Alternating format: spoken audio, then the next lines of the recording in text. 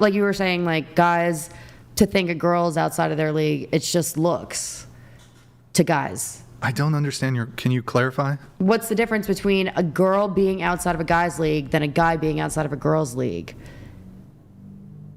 Will a guy look at a female? So if a guy sees a woman and she makes more money than him, is she out of his league then? In the same way that like if a man has if a man is financially extremely rich, and he's out of his league? She probably thinks that he is. That's what I mean. It's just not like, about looks. But men don't value a woman's earning potential. Some do. So okay, cool. Some guys are. No, I mean like most of them in my area do. I mean, you also don't want like an unemployed chick either. Your own thing. The reality is though, if you have a male attorney, here's the difference. A male attorney is going to look at like a 20-year-old barista and be like, wow, she's really attractive, I want to date her, and say that male attorney is like 35. The 35-year-old female attorney is not going to look at a 20-year-old male barista, even if he's really attractive, and be like, I'm going to take this guy seriously long term. No, because maybe she'll fuck him, but probably well, that's what I was getting at. It was like I wanted to know, like, how do we distinguish the difference? Like, what are the categories for each like boy and girl?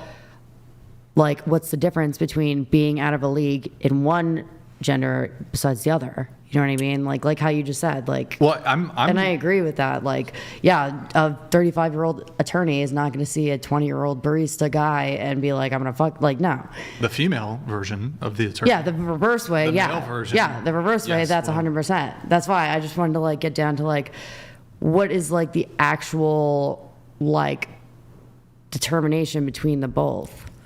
Well, so when I'm speaking about league as it relates to the like rating 1 to 10 question, it's strictly about looks. Okay. So typically, if we're looking at looks, and we're looking at average people, so I was giving an example in a way which men, even despite their looks, can get women outside of their looks league through things like status. Or sometimes it can be personality. Okay, yeah, that's what I was asking. Sometimes it can be personality. You have to be pretty charismatic to do it. But ultimately, like, looks is probably the most important thing for everybody, really. Can I also say, women don't think about this, but we're exactly the opposite. So the less a woman does, the more attractive she is. The more a man does, the more attractive he is. So when you're asking, when you say men want women with more money or more status, it's the exact opposite. The less status you have, the less known you are, the less followers you have, the less promiscuous friends you have, the less partners you have. Everything that you have less than, they're going to value that more. Whereas with men, it's the opposite. Yeah. Some men, though. Well, obviously, there's 6 fingers on some people. I also feel like those aren't the only like valued things. Like, you know what I mean? Like, those aren't like an important thing. Like, all the things you just listed aren't really like the top things to look for. Like, I feel like from a man's perspective, yeah, like I want to know, is it like an independent woman is less attractive, like to where like I don't need you, I don't need the things that you're offering. I would like them, I would appreciate them, but I don't need them. Like a man wants to feel like I feel like a man sometimes wants to feel needed. It's emasculating, if not. So everything comes with a cost. So if you say a woman is she has a good career or she's an independent boss woman, that looks good externally, but you have to. It's all a projection of what's internal. So the way she acts, the way she projects, the way she thinks.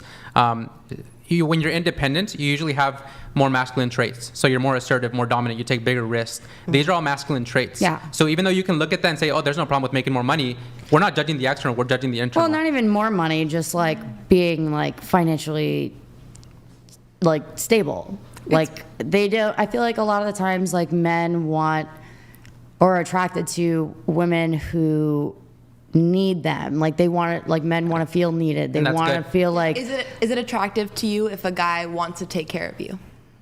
No, I love that. Okay. But I'm also independent and I don't need it. I would like it. But I also don't expect something from a man that I can't do for myself. That's exactly why marriages are falling apart, though. You don't need each other. But there's it's a thing called the law of contingency. We're all contingent upon something else. So there's a starting point, which is, if you want to say God, but everything is contingent upon others. So for you guys to survive, for myself to survive, we need water that was filtered by someone else. And then that water had to exist from someone else. Your marriage should depend on both of you needing each other as well. Your kid needs you. Your family needs you. You need your partner to be a good leader. It's the law of contingency where you're all contingent upon another. So you should want to need each other because you can't survive on your own. This is something Bella and I were talking about, is that equality doesn't mean the same, and like reliance on another person isn't a weakness. And But that would you say you're like more of a 50-50 or like 40-60 type of person in a relationship? What was the question? Like a 50-50. Are you asking, or should it be 60-40? 50-50 or? Yeah. No, I mean, it depends. Well, it always depends, because with you say with marriage, you don't have a goal, right? So with someone that doesn't have a goal, you can't really tell them much because just whatever feels good. If you have a goal, if you want to get married, if you want to have a good relationship, if you want to raise kids and raise a better generation than the one you guys are being raised in, then you probably want to have a specific set of standards where my man is the leader and I follow his lead and we're not 50-50. Because once again, the law of contingency means you're going to be contingent on him, but he's also going to be contingent on you to make sure that you play out your part. Yeah. So the less you guys can be equal to each other in the sense of how you guys are and operate, the better it's going to be. Yeah. That makes And sense. like you were saying, you probably want a man who wants to protect, who wants to provide for you, in the same sense that he's going to want a woman who is nurturing, who is going to, right? So there has to be like a balance. There's Like checks and balance, kind of like. exactly. Like I think many women in our generation or today in this day and age expect a lot, and like we say we deserve all these things, but what can we, not in the sense bring to the table, but like you said, like what you want to provide or you want to protect her. So that's also- value. you can also like reflect internally, and I think kind of that's why I think working on yourself and like becoming the person that the person you want, this is going to sound jumbled, but working on becoming the person that the kind of person you would want to be with. Right. If that I makes sense. value my independence a lot as well. So like I find that very hard to balance. That's